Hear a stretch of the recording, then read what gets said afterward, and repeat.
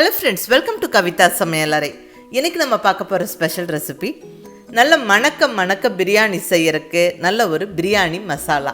பாய் வீட்டு பிரியாணி மசாலா இன்னைக்கு உங்களோட ஷேர் பண்ணிக்க போறேன்.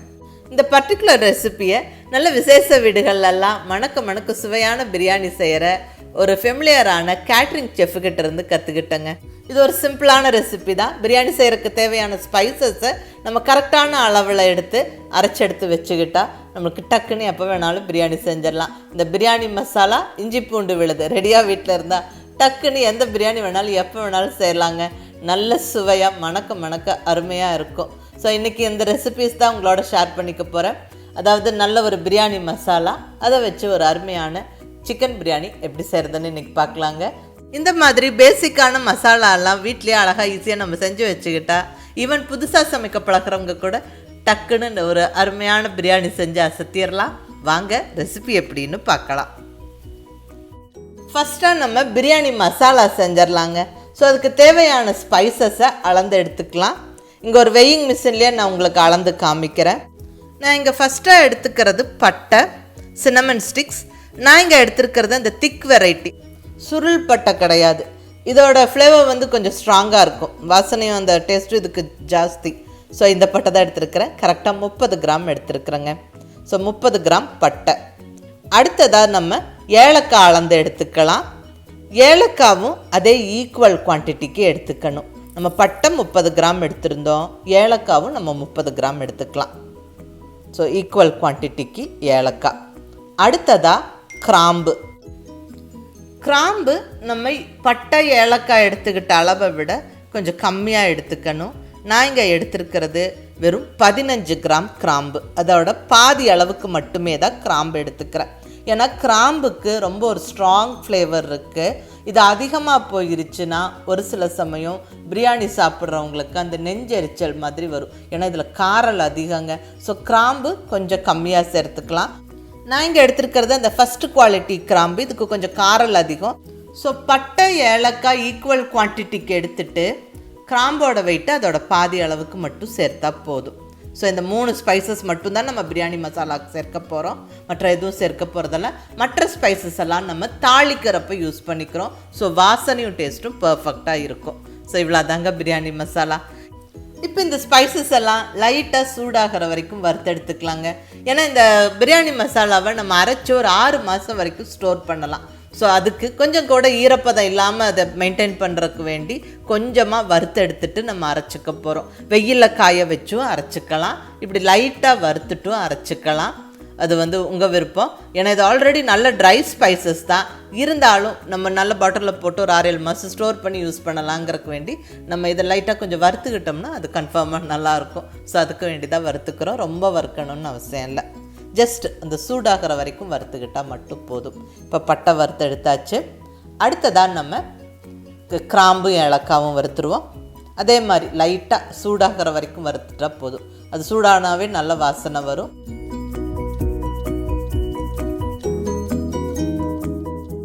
அவ்வளோதாங்க, இது ரெண்டும் வறுத்தாச்சு.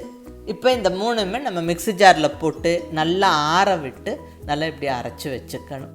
அவ்வளோதாங்க, நல்லா கமகமன்னு மணக்க பிரியாணி மசாலா ரெடி ஆகிடுச்சு. இது நல்லா ஆற விட்டுட்டு நம்ம பாட்டிலில் போட்டு ஸ்டோர் பண்ணி வச்சுக்கலாம். ஒரு 6 மாதம் வரைக்கும் கெடாது, ரொம்ப பர்ஃபெக்டாக இருக்கும். இதுவும் இஞ்சி பூண்டு விழுதும் ரெடியாக நம்ம வீட்டில் இருந்தால் டக்குன்னு எப்போ வேணாலும் என்ன பிரியாணி வேணாலும் செஞ்சு அசத்திடலாங்க. இஞ்சி பூண்டு விழுது எப்படி அரைக்கணும், அது எப்படி ஸ்டோர் பண்ணணுங்கிற வீடியோ ஆல்ரெடி நான் அப்லோட் பண்ணிட்டேன். இப்போ பேசிக்காக சமையல் பழகிறவங்களுக்கு இந்த பிரியாணி மசாலா நம்ம எவ்வளோ சேர்க்கணும், எப்போ சேர்க்கணுங்கிற டவுட் இருக்கும். ஸோ அதை கிளியர் பண்ணுறதுக்கு தான் பிரியாணி ரெசிபியும் நான் இன்க்ளூட் பண்ணுறேன். இந்த பிரியாணி மசாலா கொஞ்சம் ஸ்ட்ராங் ஃப்ளேவராக தாங்க இருக்கும். சார் நம்ம இப்போ 1/2 கிலோ ஒரு வெஜ் பிரியாணி பண்ணுறோன்னா கொஞ்சம் கம்மியாக தான் சேர்க்கணும், ஒரு 1/2 ஸ்பூன் சேர்த்தா போதும். இதுவே நம்ம சிக்கன் பிரியாணி 1/2 கிலோனா ஒரு 1/2 ஸ்பூன்லேருந்து 3/4 ஸ்பூன் வரைக்கும் சேர்த்துக்கலாம். நல்ல மட்டன் பிரியாணி 1 கிலோ பண்ணுறோன்னா நல்ல ஒரு ஃபுல் ஸ்பூன் போடலாம். ரொம்ப அதிகமாக போட்டுட்டோம்னா அந்த பட்டைக்கிராம்பு வாசனை ரொம்ப அதிகமாயிரும், காரலும் அதிகமாயிரும். ஸோ இப்போ நம்ம இந்த மசாலா யூஸ் பண்ணி ஒரு பர்ஃபெக்டான சிக்கன் பிரியாணி நல்ல மணக்க சுவையாக எப்படி செய்கிறதுன்னு பார்க்கலாங்க. நம்ம இங்கே செய்கிறது 1/2 கிலோ சிக்கன் பிரியாணி. ஸோ அதுக்கு நம்ம எந்த அளவுக்கு இந்த பிரியாணி மசாலா யூஸ் பண்ணிக்கலாம் அப்படிங்கிறத பார்க்கலாங்க. இப்போ ஃபஸ்ட்டு ஸ்டெப்பாக நம்ம பிரியாணி செய்கிறதுக்கு ரைஸ் அளந்து எடுத்து ஊற வச்சிடலாம். நான் இன்றைக்கி பிரியாணி செய்கிறக்கு எடுத்துருக்கிறது சீரக சம்பா ரைஸு 2 டம்ளர் அளவுக்கு அளந்து எடுத்துக்கிறேன். இது வந்து 1/2 கிலோ ரைஸு. நான் இங்கே சீரக சம்பா ரைஸ் எடுத்துருக்கிறேன். நீங்கள் எந்த ரைஸில் வேணாலும் செய்யலாம். தண்ணியோட அளவு மட்டும் மாறுபடும். அது ரைஸ் வேக வைக்கிறதுக்கு தண்ணி சேர்க்கும் போது சொல்கிறேன். ஃபஸ்ட்டு இந்த ரைஸை 2 வாட்டி நல்லா கழுவிட்டு நல்ல தண்ணி விட்டு ஊற வச்சிடலாம். ஒரு 10 to 15 நிமிஷம் ஊறிட்டுருக்கட்டும். அதுக்குள்ளே நம்ம மற்றதெல்லாம் ரெடி பண்ணிக்கலாம். அடுத்ததாக இங்கே சிக்கன் கழுவி எடுத்து வச்சாச்சுங்க. 1/2 கிலோ ரைஸ் எடுத்துருக்குறோம். ஸோ இங்கே 1/2 கிலோ சிக்கன் எடுத்துருக்கிறேன். போனோடு இருக்கிற பீசஸ் தான் எடுத்துருக்கிறேன். இப்படி நம்ம பிரியாணிக்குன்னு கேட்டால் கொஞ்சம் பெரிய பெரிய பீசஸாக கட் பண்ணி தருவாங்க.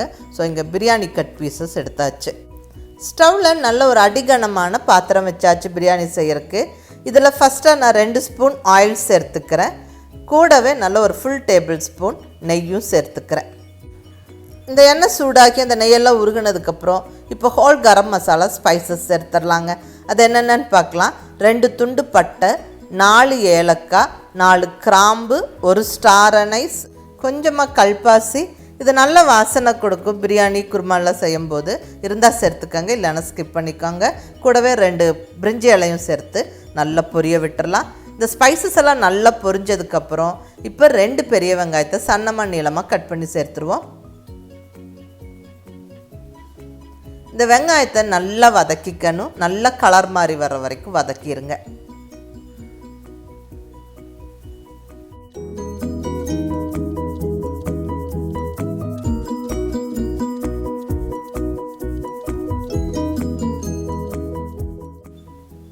இப்போ இதில் 2 பெரிய பச்சை மிளகாய் சேர்த்துக்கிறேன். ஜஸ்ட் இப்படி ஸ்ப்ளிட் பண்ணி சேர்த்துக்கிறேன். இது இந்த வெங்காயத்தோடு சேர்ந்து நல்லா வதங்கி வரட்டும். இப்படி இந்த வெங்காயம் பச்சை மிளகாயெல்லாம் நல்லா வதங்கினதுக்கப்புறம் இஞ்சி பூண்டு விழுது சேர்த்துடலாங்க. நல்லா 2 டேபிள் ஸ்பூன் அளவுக்கு இஞ்சி பூண்டு விழுது.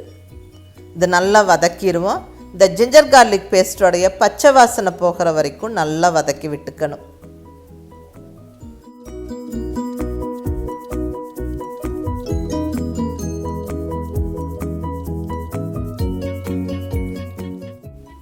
ஜிஞ்சர் கார்லிக் பேஸ்டோடைய ரா ஃப்ளேவர் போய் நல்ல வாசனை வருது. இப்போ இந்த ஸ்டேஜில் தக்காளி சேர்த்துக்கலாம்.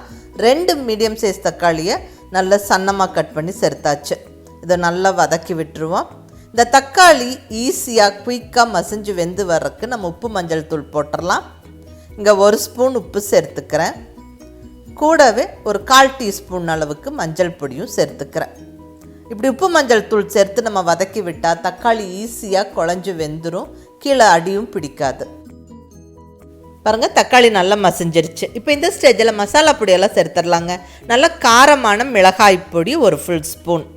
அடுத்ததாக நம்ம அரைச்சி வச்சுருக்கிற பிரியாணி மசாலா பொடியிலேருந்து ஒரு 3/4 ஸ்பூன் அளவுக்கு மட்டுமே சேர்த்துக்கிறேன். இது அந்த காரமும் அந்த ஸ்பைசி ஃப்ளேவரும் கரெக்டாக இருக்கும். உங்களுக்கு அதிகமாக வேணும்னு விருப்பப்பட்டால் கொஞ்சம் அதிகமாக சேர்த்துக்கலாம். அது உங்கள் விருப்பம். பட் இது கரெக்டாக இருக்குங்க. குழந்தைங்கலேருந்து பெரியவங்க வரைக்கும் கரெக்டாக ஜம்முன்னு சாப்பிடலாம். அடுத்தது தயிர் சேர்த்துடலாங்க. 2 டேபிள் ஸ்பூன் அளவுக்கு தயிர் சேர்த்து நல்லா கலந்து விட்டுருவோம். இப்போ இதில் சிக்கன் சேர்த்துடலாம். 1/2 கிலோ அளவுக்கு சிக்கன் சேர்த்துக்கிறேன்.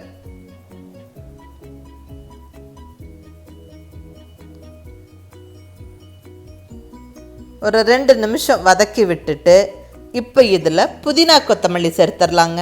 1 கைப்பிடி புதினா, 1 கைப்பிடி கொத்தமல்லியை நல்லா கழுவி பொடியாக கட் பண்ணி சேர்த்தாச்சு. அகைன் 1 நிமிஷம் நல்லா வதக்கி விட்டுட்டு இப்போ நம்ம இந்த பாத்திரத்துக்கான மூடியை போட்டு விட்டுருவோம். இந்த சிக்கன் அதுவே தண்ணி விட்டு வெந்து வரும். அதில் தண்ணி எவ்வளோ விட்டுருக்குன்னு நம்ம கணக்கு அளந்துட்டு அதுக்கப்புறமா தான் நம்ம ரைஸ் வேக வைக்கிறதுக்கு தண்ணி சேர்த்துக்கணும். ஸோ இருக்கட்டுங்க. ஸ்டவ்வை வந்து மீடியம் ஃப்ளேமில் வச்சுருங்க. ஒரு 5-6 நிமிஷம் நல்லா வெந்து வரட்டுங்க. இப்போ இங்கே ஒரு 6 நிமிஷம் கழித்து நான் இந்த பாத்திரத்தை ஓப்பன் பண்ணுறேன். பாருங்கள், நம்ம தண்ணி எதுவும் விடாமல் தான் இது க்ளோஸ் பண்ணணும். பட் சிக்கனில் அதுவே எவ்வளோ தண்ணி விட்டு வெந்திருக்கு பாருங்கள். கிட்டத்தட்ட ஒரு 3/4 டம்ளர் தண்ணி போல் இருக்குதுங்க. இனி மீதி தண்ணியை நம்ம அளந்து ஊற்றிக்கணும் ரைஸ் வேக வைக்கிறதுக்கு. நம்ம இங்கே எடுத்துருக்கிறது சீரக சம்பா ரைஸு. அதுக்கு 1 டம்ளர் ரைஸ் வேக வைக்கிறதுக்கு 2 டம்ளர் தண்ணி சேர்க்கணும். இங்கே ஆல்ரெடி 3/4 டம்ளர் இருக்குது. 1 டம்ளர் சேர்த்தாச்சு. இது 2வது டம்ளர், அடுத்தது 3வது டம்ளர், இனி வந்து ஒரு 1/4 டம்ளர் தண்ணி மட்டும் சேர்த்தா போதும். மொத்தம் 4 டம்ளர். 1 டம்ளர் ரைஸுக்கு 2 டம்ளர் தண்ணி. சீரக சம்பா ரைஸுக்கு நம்ம இங்கே 2 டம்ளர் ரைஸ் எடுத்திருந்தோம், 4 டம்ளர் தண்ணி சேர்த்தாச்சு. இதுவே நீங்கள் பாசுமதி ரைஸ்னால் 1க்கு 1.5 தண்ணி. அடுத்தது அரை எலும்பிச்சம்பழ சாறு பிழிஞ்சு விட்டுட்டு கூடவே தேவையான அளவு உப்பு சேர்த்துடலாங்க. ரைஸ் வேக வைக்கிறதுக்கு நம்ம ஆல்ரெடி தக்காளி வதக்கும் போது உப்பு சேர்த்துருந்தோம், அது ஞாபகம் வச்சுட்டு மீதி உப்பை சேர்த்துக்கோங்க. உப்பு சேர்த்து நல்லா கலந்து விட்டுட்டு தண்ணியை கொதிக்கிறதுக்கு விடுவோம். தண்ணி கொதித்ததுக்கப்புறமா நம்ம ரைஸ் சேர்த்துக்கலாம். ஸோ மூடி வச்சு விட்டுருவோம். தண்ணி நல்லா கொதிக்க ஸ்டார்ட் ஆகிடுச்சு. இப்போ நம்ம கழுவி ரெடியாக வச்சுருக்கிற ரைஸை சேர்த்துருவோம். 1/2 கிலோ சீரக சம்பா ரைஸு கம்ப்ளீட்டாக சேர்த்தாச்சு. நல்லா ஒரு வாட்டி கலந்து விட்டுட்டு உப்பு காரம்லாம் செக் பண்ணிவிட்டு நம்ம மூடியை போட்டு விட்டுறலாங்க. இது நல்லா வெந்து வரட்டும். ஒரு 6-7 நிமிஷம் அப்படியே விட்டுருங்க. இப்போ 7 நிமிஷம் கழித்து ஓப்பன் பண்ணுறேன். பாருங்கள், நல்லா ஒரு 50%க்கு மேலேயே அந்த ரைஸ் வந்து வெந்துருச்சு. அந்த தண்ணியும் ரைஸும் ஈக்குவல் ஆகிடுச்சு. இந்த ஸ்டேஜுக்கு அப்புறம் நல்லா ஒரு கிளறி நல்லா ஈக்குவலாக்கி விட்டுட்டு நம்ம இந்த பாத்திரத்துக்கான மூடியை போட்டு விட்டு டக்குன்னு ஸ்டவ்வை சிம்மில் வச்சிடணும். கண்டிப்பாக ஸ்டவ்வை சிம்மில் வச்சிடணும். சிம்மில் வச்சு ஒரு 10 நிமிஷம் அப்படியே விட்டுருவாங்க. 10 நிமிஷம் கழித்து நம்ம இப்போ ஸ்டவ் ஆஃப் பண்ணிவிட்டு ஓப்பன் பண்ணுறோம். வாவ், நல்ல கமகமான வாசனையோட ஒரு பர்ஃபெக்டான சிக்கன் பிரியாணி ஜம்முன்னு ரெடி ஆகிடுச்சுங்க. பாருங்கள், சாதம் நல்லா வெந்திருக்கு, உதிரி உதிரியாகவும் இருக்குது. சிக்கன் எல்லாம் நல்லா வெந்திருக்கு, கீழே அடிப்பிடிக்கல, பர்ஃபெக்டாக இருக்குங்க. வாசனையும் டேஸ்ட்டும் அட்டகாசமாக இருக்கும். நீங்கள் இதே மாதிரி ட்ரை பண்ணி பாருங்கள். ரொம்ப ஒரு சிம்பிளான ரெசிபி தான்.